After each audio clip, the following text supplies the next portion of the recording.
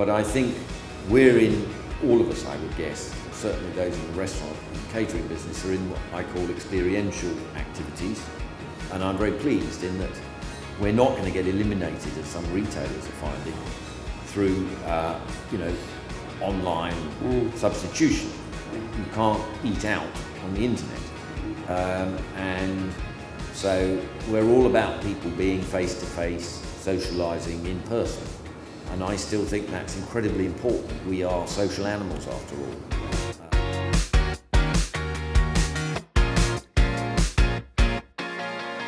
When I think back to 25 years ago, the quality of a lot of the offerings that one was presented with were abysmal. And our expectations are light years ahead of what they used to be. And London in particular, I think, has become amongst the world capitals of eating out. And indeed, I compare it now to Paris, where they invented the restaurant in the 18th century. And in some respects, Paris is quite a dull place to eat. So I think one of the things that's going to have to happen in the hospitality industry, if it's to maintain the calibre of people, is they're going to have to be paid more.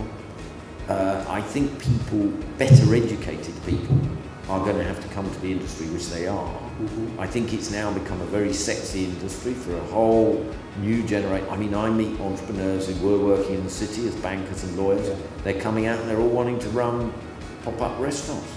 And I think it's them off. Well, no, because I think we need those brains. Yeah. And it's fun and it's real. And actually, they'd much rather be sitting at a dinner party saying they're opening a new restaurant than saying they're a banker.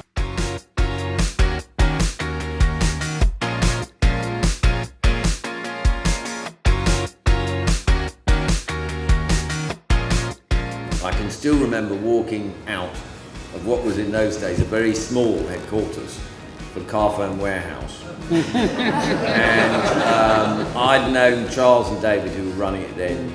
In fact, there was a third partner in those days, since they'd had like one or two shops. And Charles was very keen that I became a non-executive director and, maybe a shareholder. And my then business partner thought it was a silly idea. I can recall walking out of the meeting across the car park and listening to him saying, yeah, you're probably right, yeah, mobile phones, I don't know if they'll really last.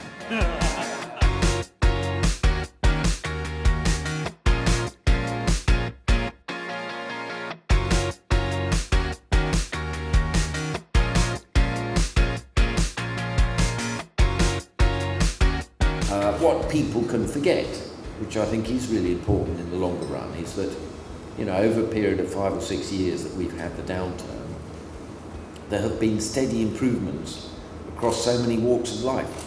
We live in an age where technical and other productivity improvements make a huge incremental difference, and it's all cumulative. And we forget how incredibly sophisticated cars are compared to what they were in 10 years ago, in healthcare, in kitchens even, in building. In so many ways, things are getting better, and that has a cumulative effect. Despite the pessimists in the media and the gloomsters, in the long run, they're always wrong.